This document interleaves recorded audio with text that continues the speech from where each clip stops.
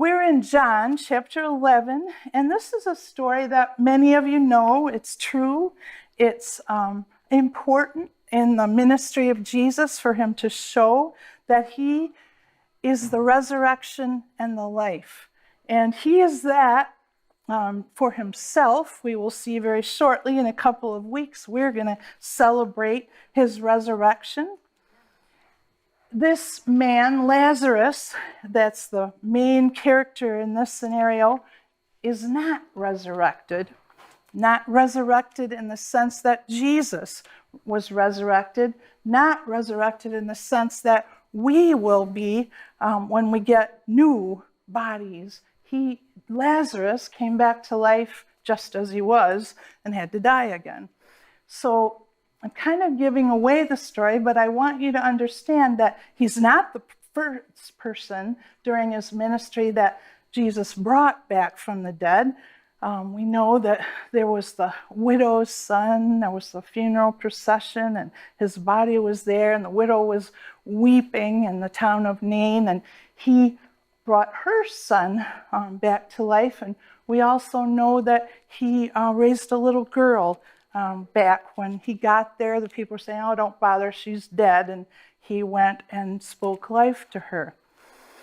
This is, however, the most astonishing story in this sense, and I think it's important that you know the details.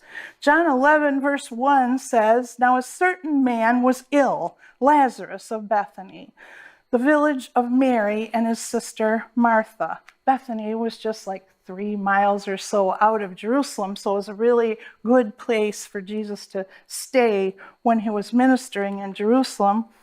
And Mary, Martha, and Lazarus were prominent people. They had a lot of friends in Jerusalem and in Bethany. And it was a place that most people at that time could have pointed out and said, that's where they live. It was Mary who anointed the Lord with ointment and wiped his feet with her hair, whose brother Lazarus was ill.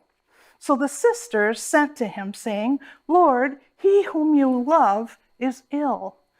And you might think that's kind of presumptive, to say the one you love, but they all knew that Jesus loved them, and they were assured by that, that he cared about what was happening, and their brother seemed pretty sick to them. And he, remember, at the end of the last part we had read in John, had gone pretty far away from Jerusalem because those Pharisees and Jewish leaders were after his life. So it was a couple of days' journey away. And verse 4 says, "But when Jesus heard it, he said, 'This illness does not lead to death. It is for the glory of God, so that the Son of God may be glorified through it.'" Now Jesus loved Martha and her sister and Lazarus. So when he heard that Lazarus was ill, he stayed 2 days longer in the place where he was. And you almost want to back up and hear that again. Really? He loved him so much that he just stayed where he was for 2 more days. Then after this, he said to the disciples, "Let us go to Judea again." Remember, they had sort of made a decision to stay away from there because it was so dangerous. The disciples said to him, "The Jews were just now seeking to stone you. Are you going there again?"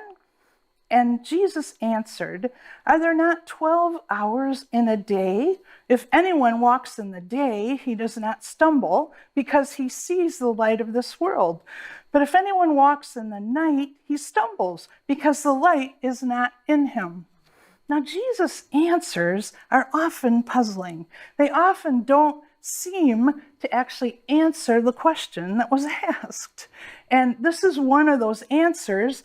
They're saying, "Really? I thought that's why, he was waiting the 2 days," but they were all thinking, he's got his mind in the right place. He knows that would be dangerous. We're not going there. Good. He answers in this way, and remember, he's already said that he, Jesus, is the light, and that we need that light to show us how to walk. Well, for Jesus, he was listening to God. He and God were one, And everything that God was saying to him, that's what he was doing. And he was saying, it's important for me not to worry about these people who want to take my life. The thing I need to be concerned about is, what does God want me to do? And I want to walk in the light. I know I've got only a small amount of time left here, and I want to do all the things that God is asking me to do here. So yes, I'm going to go. After saying these things, he said to them, "Our friend Lazarus has fallen asleep, but I go to awaken him." Now it's interesting that Jesus often describes people who are believers when they die as falling asleep. And many people get concerned about death, like, will I struggle? Will I be scared? How will it be?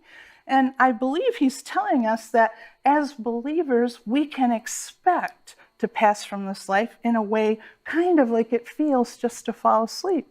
Not like it feels to struggle to fall asleep, but on those nights when you're tired, it feels good to lay down and you just fall asleep.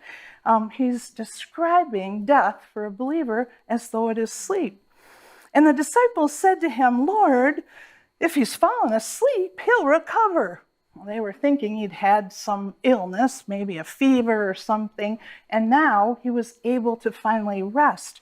They were not getting what Jesus said, and so John clarifies in verse 13 that Jesus had spoken of Lazarus' death, but they thought that he meant taking rest and sleep. Then Jesus told them plainly, "Lazarus has died. And for your sake, I'm glad that I was not there, so that you may believe. But let us go to him." Now, again, that's puzzling. He's already told them once, this illness is not going to lead to death. Now he tells them Lazarus has died. He's been waiting around for 2 days. Now he says, I'm actually glad I wasn't there. I'm sure his disciples were just shaking their heads and thinking, he's losing it. What in the world? We don't know what to think. But Thomas, who always seemed to have some Eeyore kind of thing to say, he was called the twin. We never meet his twin brother or sister. We don't know, but he was called the twin, so we're thinking he had a twin. And Thomas said to his fellow disciples, "Let us also go that we may die with him." So Thomas, felt very negative about going back to this area, but he felt so much loyalty, so much love for Jesus that he thought, I'm willing, I'll go with him. I don't think it's a good idea, but let's get out of here and go. And now when Jesus came, he found that Lazarus had already been in the tomb 4 days. And the custom then, they didn't, and still, I guess I shouldn't just say that, in Israel, for Jewish people, the custom was to bury people within 24 hours, sometimes like right away, they just did it. Bethany was near Jerusalem, about 2 miles off, and many of the Jews had come to Martha and Mary to console them concerning their brother. So there was a crowd. There were people there mourning with them. And when Martha heard that Jesus was coming, she went and met him, but Mary remained seated in the house. And Martha said to Jesus, "Lord, if you had been here, my brother would not have died. But even now, I know that whatever you ask God, God will give you." Jesus said to her, "Your brother will rise again." Now that's something that we say at Christian funerals. We say, there's hope. The blessed hope.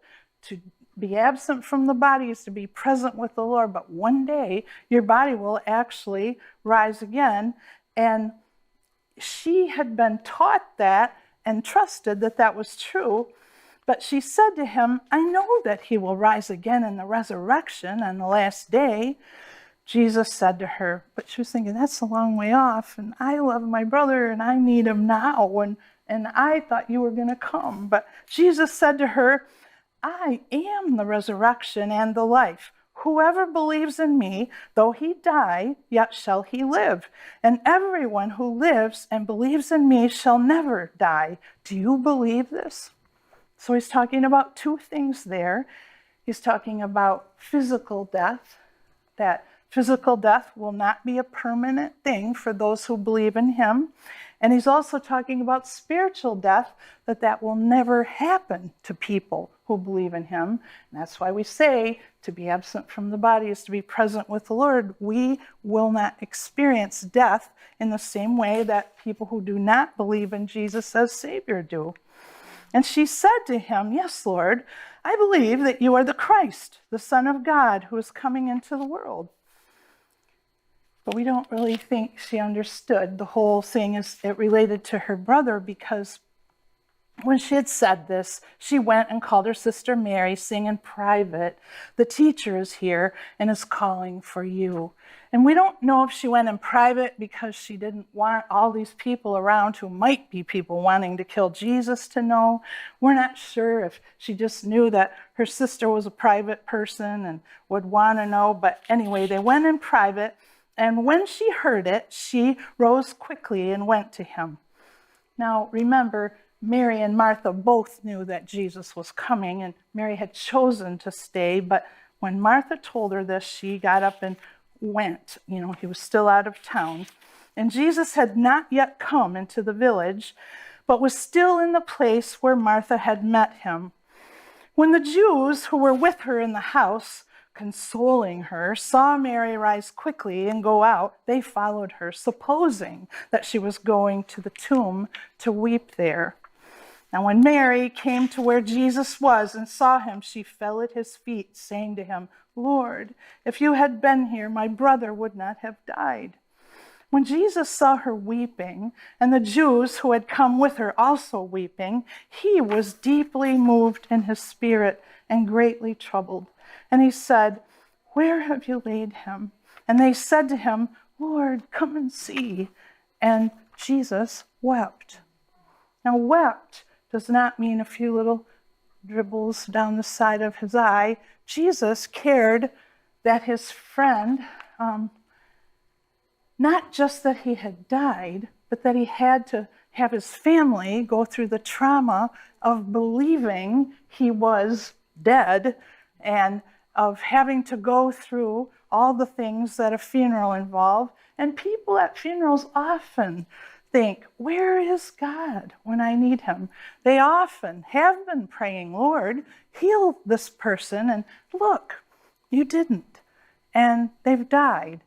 And Jesus is showing at this time that he's fully God, but he's fully human. He gets it that these people are bereaved, and he's bereaved, even though he knows what's going to happen. The pain that they have been going through touches his heart, and he weeps.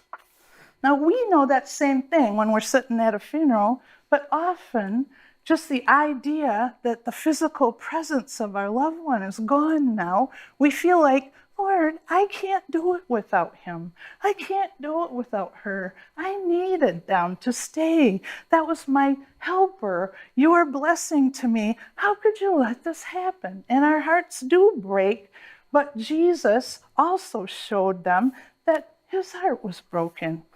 And the Jews said, "See how he loved him."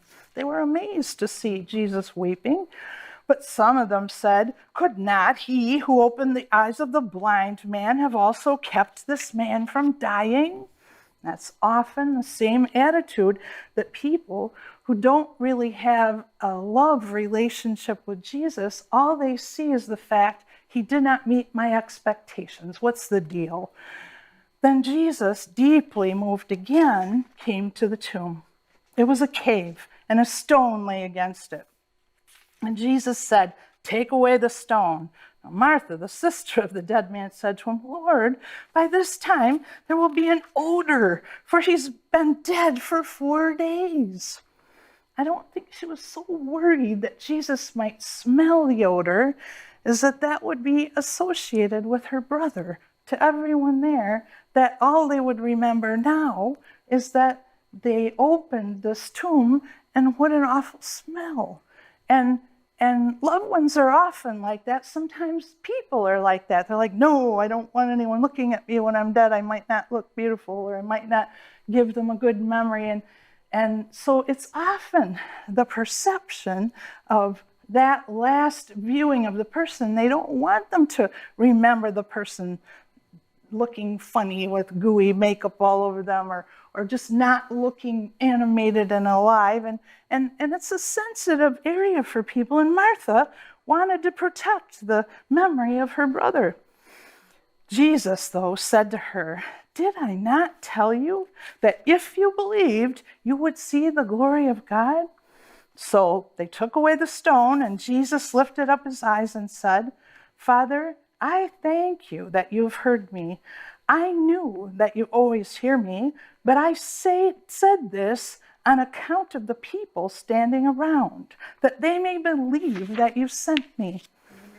Sometimes the prayers you are expected to pray are also so that people understand that you trust God for stuff, that you believe that he is more than able to do what you ask for.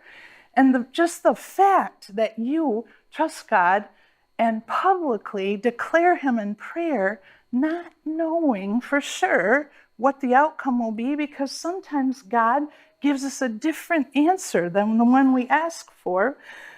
But when Jesus had said these things, he cried out with a loud voice, "Lazarus, come out."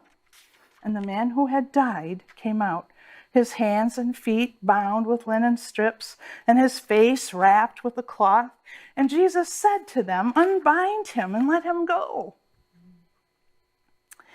Now, Jesus could have removed the strips himself, and people speculate about that. Remember, I said initially, this is not a resurrection in the sense that Jesus raised from the dead later, very soon in the timeline of things, would leave the grave clothes there. He didn't have to have someone unwrap him.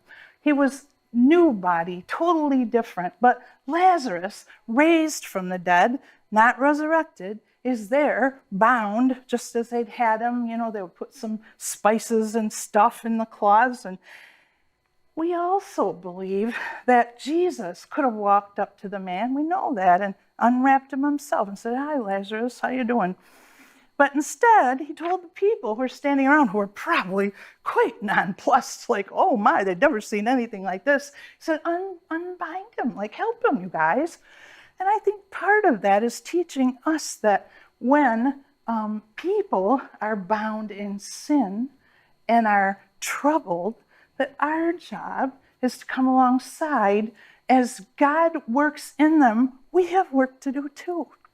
And we help them by getting rid of some of the garbage that's binding them in an uplifting, caring way. Not by saying mean words, not by judging them, but by helping them. And many of the Jews, therefore, who had come with Mary and had seen what he did, believed in him. And that was really the whole point. When Jesus said, Lazarus is going to go through this, and Mary and Martha are going to go through this, that God be glorified. And he trusted them to take on this hard thing and not turn away from God and say, "Well, I'm never serving a God who let me go through that. That was awful. God couldn't care about me." And it's a lesson for us to understand that sometimes we are going to go through hard things. And when that happens, we know that God has gotten to know our hearts and knows that we care enough about him, that we trust him, that he can use us. And we often have that totally flipped around and think the people with the easy peasy lives are the ones that God is the closest to. The people who have troubles in this world that actually work to show who God is are the ones that are trusting God and that he can trust to work through. So the chief priests, many of them did believe in him, but some of them went to the Pharisees and told them what Jesus had done, like, bad Jesus, now he's out raising the dead. So the chief priests and the Pharisees gathered the council and said, "What are we to do?" They were just, this has been over the top. "For this man performs many signs, and if we let him go on like this, everyone will believe in him, and the Romans will come and take away both our place and our nation."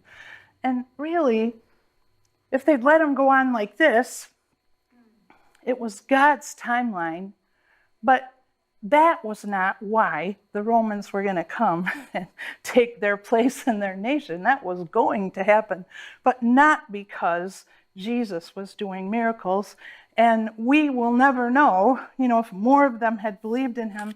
The point was still that he was going to die for the world. And these people were just sort of going along with the plan, so worried about their own spot in the sun that they weren't willing to share it with a man who was healing blind people and raising people from the dead. It wouldn't have mattered. We often say that today, like, why aren't we seeing more miracles? Like, we need to see more miracles. What we learn from this is people whose hearts are hard toward God will always explain away the miracle. Amen. That the miracle is really that our hearts respond to God and that we recognize who he is and say, yes, Lord, I trust you. That's the miracle, even more so than raising the dead.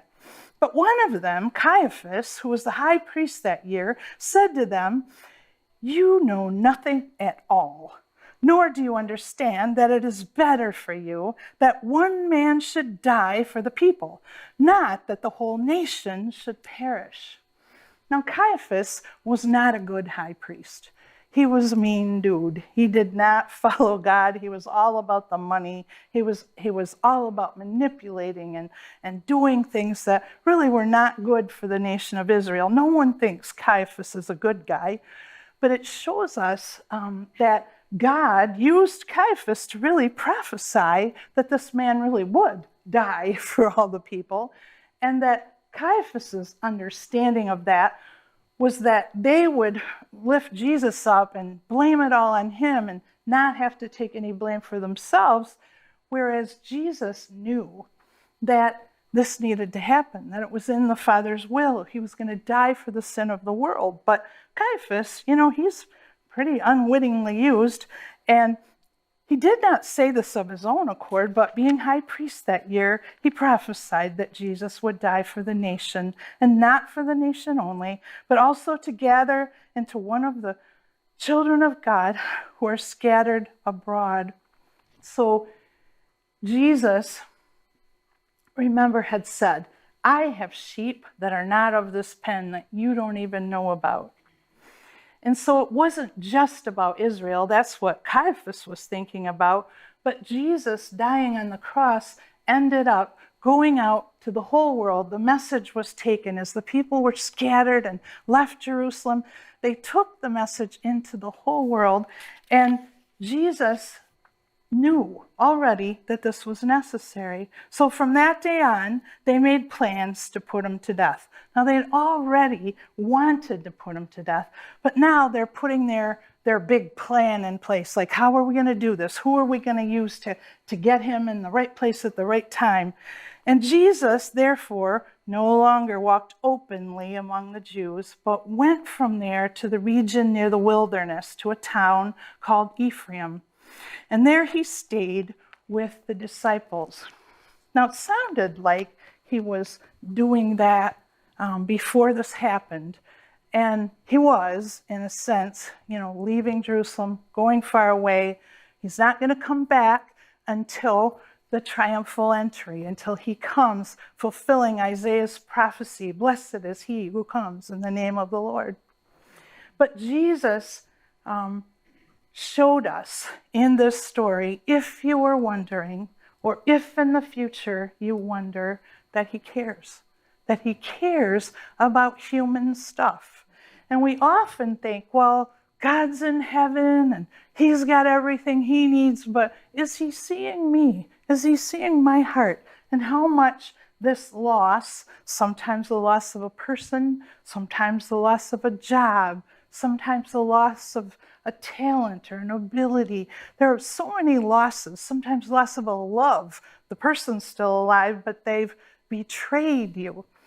And people often think, Jesus couldn't really understand how much I hurt right now. He doesn't know what it feels like to be me. And in this story, he demonstrated to us that he does care, that he does know how much it hurts. And you might think, well, if he knows how much it hurts, why didn't he raise my person from the dead? And we know that sin came into the world, and that God's plan to redeem sin was Jesus dying on the cross, was us being raised from the dead at the rapture, or if we're still alive, taken as we are. And that's his plan. His plan is not for us to go around touching people at funerals and saying, come on up.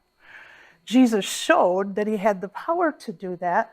There have been other people in history, rarely, who have prayed and God has brought someone that they thought was dead back. But I don't think of people who've been in a grave for 4 days and are stinking. That's kind of beyond the pale there. And the point of this miracle, why did Jesus do this? Just as Mary and Martha said, Lord, if you had been here, we know, we trust you implicitly. Our brother would not have died. And when you are praying and saying, God, if this, if that, why?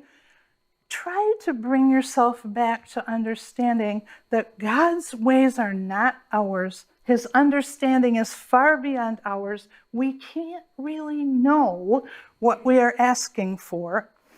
And really, as we ask, it's fine to ask what's in your heart, but as we ask, we always need to say, your will, not mine.